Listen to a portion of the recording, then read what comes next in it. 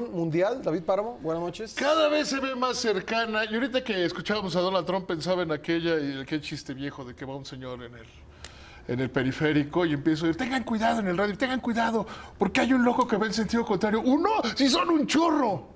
O sea, ¿qué estamos viendo? Parece que hoy podríamos estar iniciando formalmente la recesión global, que entender por recesión global es que algunos países van a crecer menos, otros les va a ir bien, pero que en general al mundo le va a ir mal. Porque se han venido sumando en las últimas semanas y sumando cosas. Empecemos. El problema de Hong Kong con China es un problema que parece que no es económico. Pero ¿qué pasa si hay un Brexit? O sea, hay quien lo está pensando, más la afectación que hubo directamente a la economía de Hong Kong por las protestas. ¿Qué pasa si en algún momento Hong Kong dice, pues, ¿qué crees? Nos vamos a separar de China. Sigue el tema del Brexit. Por más que Boris Johnson llegó diciendo, y se van a ir y háganle como quieran, como que ya se calmó. Seguimos en Europa. La economía española mal y sin poder hacer gobierno. La alemana. Es que voy sumándole, voy como subiendo. Sí. La economía española mal y sin poder hacer gobierno. Es decir, no pueden empezar a solucionar el problema económico. En Italia, los populistas de izquierda y de derecha, que se habían juntado con tal de llegar al poder, se pelearon. Y tampoco pueden hacer gobierno y tampoco pueden solucionarlas. Todo ese entorno hace que Alemania tenga un crecimiento negativo, una contracción de su economía del 0.1%. Dicen, es por las guerras comerciales. Ellos no culpan a los fifís, ni a los neoliberales, ni a nadie. Las guerras comerciales nos están afectando. ¿Ves los datos de la economía? Ahora me regreso un poquito a Asia. ¿Ves los datos de la economía? La economía china va mucho menos bien de lo que parece, mucho menos bien de lo que parece. Le está pegando la guerra comercial, y que se ha defendido depreciando el yuan. La depreciación del yuan fue un golpe maestro. Los chinos siguen siendo los maestros del arte de la guerra. Depreciaron 3%, pero se fueron abajo de la barrera psicológica de 7 yuanes por dólar. Eso generó histeria, pero histeria en el mundo de las divisas.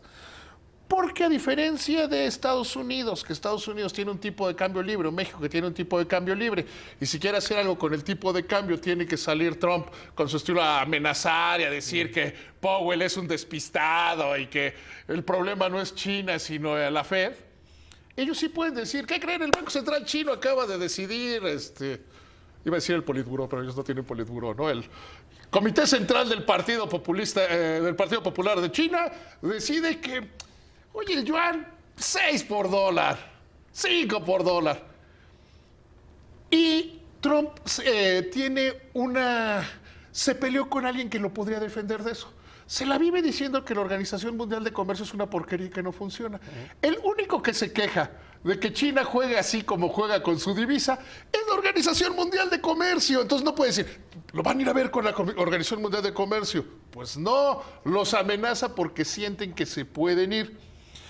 El efecto que genera en los Estados Unidos es que la gente dice, se me hace que va a haber, que sí va a haber la guerra de divisas va en serio. Entonces, ¿dónde te refugias? En los dólares. Por eso es una jugada maestra de los chinos.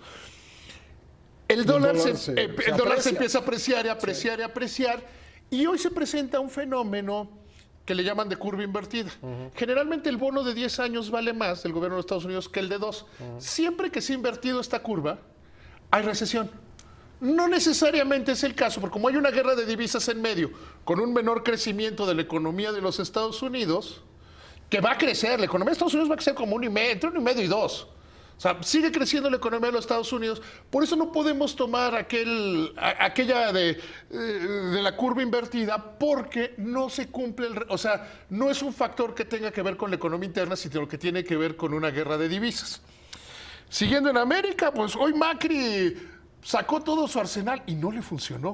O sea, el arsenal que sacó hoy Macri no le funcionó en gran medida, y eso es importante destacarlo, por la posición de Fernández, que es muy probablemente el próximo presidente. De primero decir, no tengo nada que reunirme, ¿para qué nos reunimos si no nos vamos a poner de acuerdo? para tranquilizar a los mercados. Hay que hacer un poco de memoria.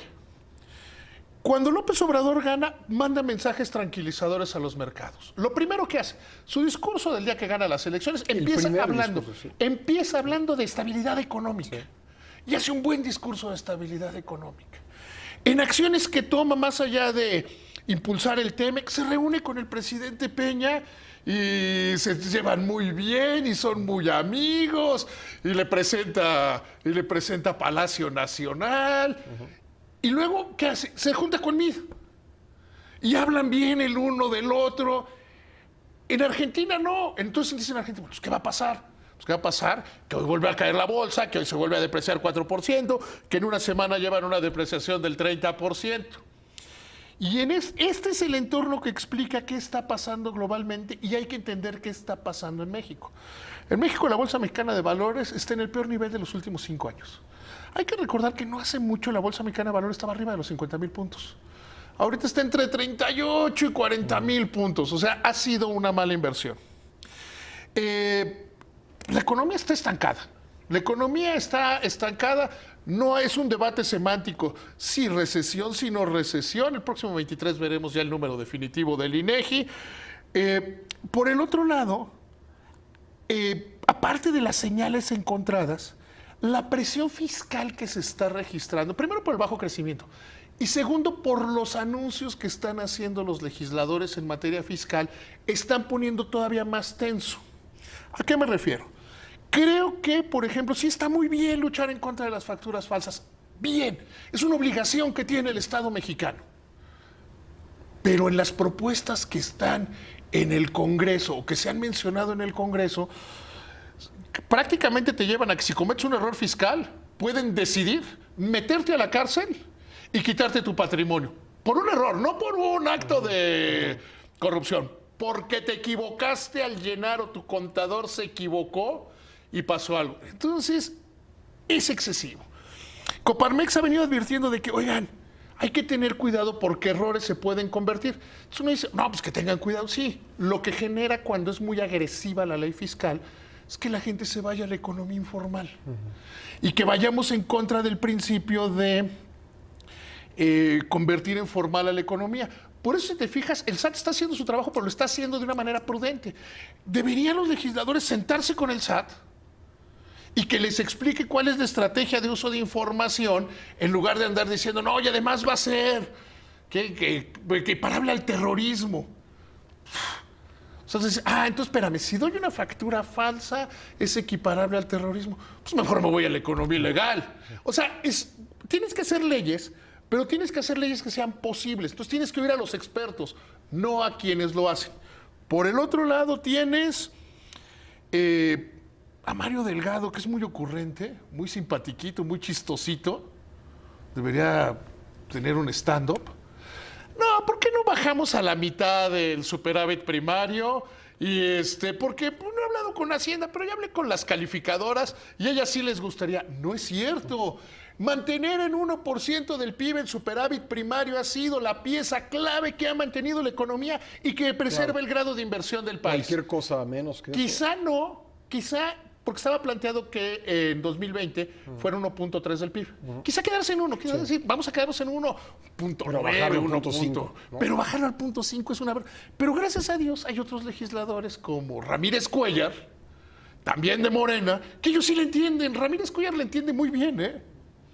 Ramírez Cuellar dice, no, hay que concentrarnos en lo que está haciendo, hay que oír a las autoridades, porque parecería que a algunos se les olvida que son el partido en el gobierno, el partido hegemónico, el partido, ¿cómo le dicen? El oficialista, el partido oficial, y que hay este tipo de cosas. Se necesitan tomar más medidas en contra del ciclo económico. Está el anuncio de los 485,000 millones de adelantar, pero aquí el tema es, crédito nadie está tomando, o sea, muy poca gente está tomando crédito.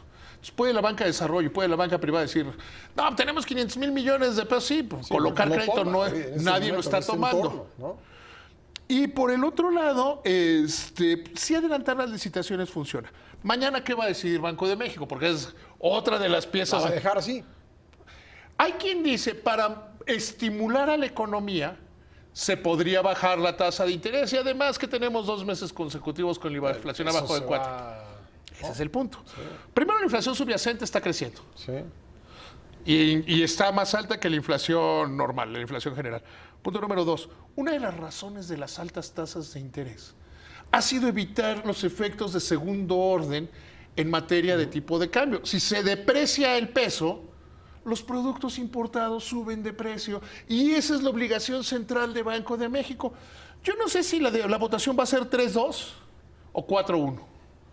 Pero yo estoy convencido de que mañana no se van a mover las tasas de interés y que la Secretaría de Hacienda pronto, muy pronto, tiene que decir, el paquete económico viene así y vamos a hacer ciertas cosas que, insisto, se tiene que cumplir Tiene la que ley. dar señales, Hacienda. Y se tiene que dar señales y las tiene que dar Sí. pronto con o sin chilaquiles. Pascal, que te vaya muy bien. Buenas Gracias, noches. David.